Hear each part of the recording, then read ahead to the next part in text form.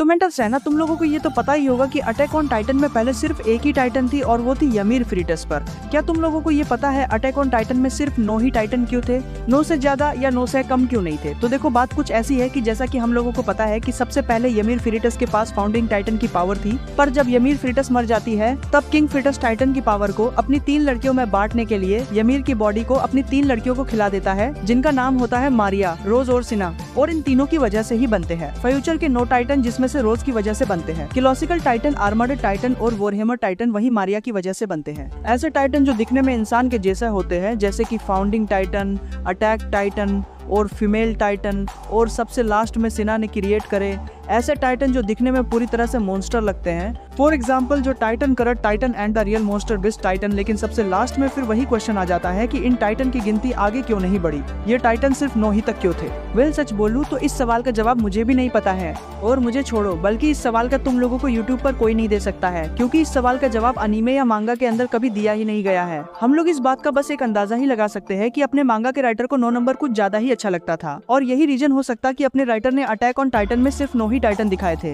पर तब तक के लिए आज का ज्ञान यहीं पर समाप्त करते हैं। Tata bye bye and see you again.